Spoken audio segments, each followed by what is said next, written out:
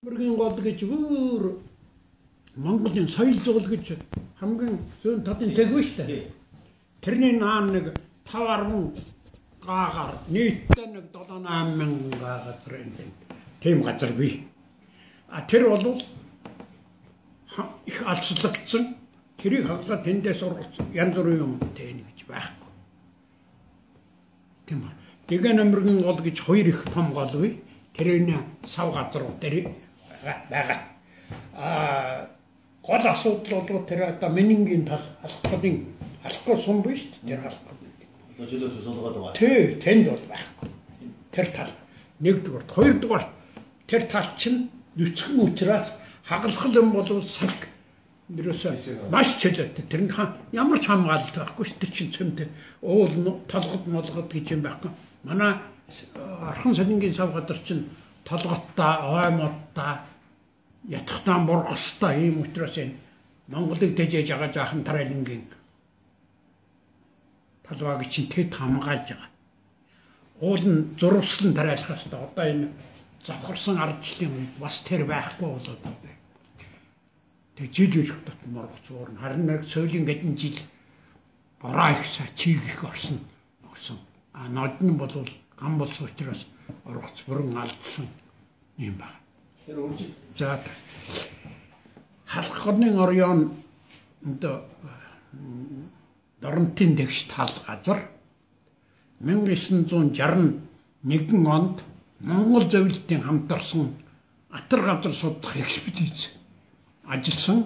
Энэ экспедицэд нийтдээ 120 гаруй мэрэгжилтэн тэрнээс зөвлөлтийн 68 мэрэгжилтэнтэй Көрс ургамл газрын бүх төрлийн мэрэгжил нь оролцсон энэ. Энэ экспедицийг хөдөөж ахуйн амны шийдвэрээр би даргалсан, удирдсан. Тэгээд бид нар бие ч гэсэн Доронтын тэгш сайхан талд одоо ер нь тариа нэлээд хэмжээний авах тийм сангийн аж ахуйнууд байгаа штэ тийм газар гэж боддог байсан.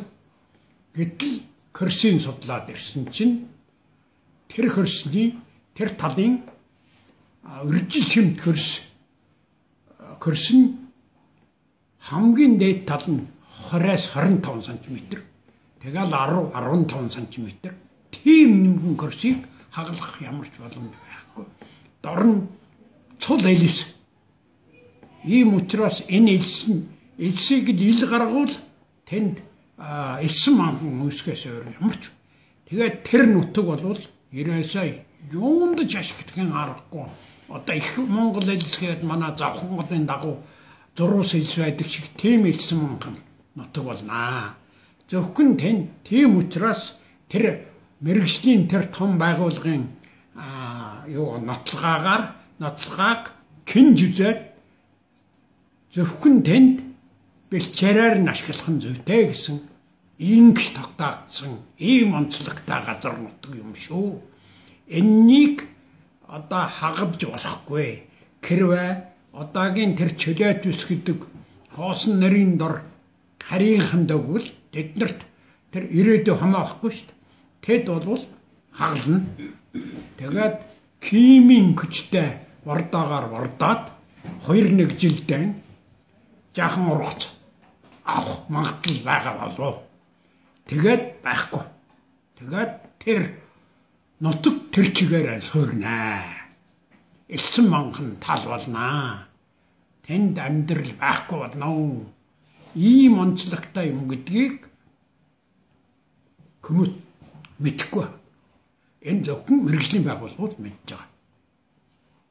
Үүнийг бүх ардтан сэрэмжлэх ёстой. Энэ бол нийтийн эрх ашигын асуудал.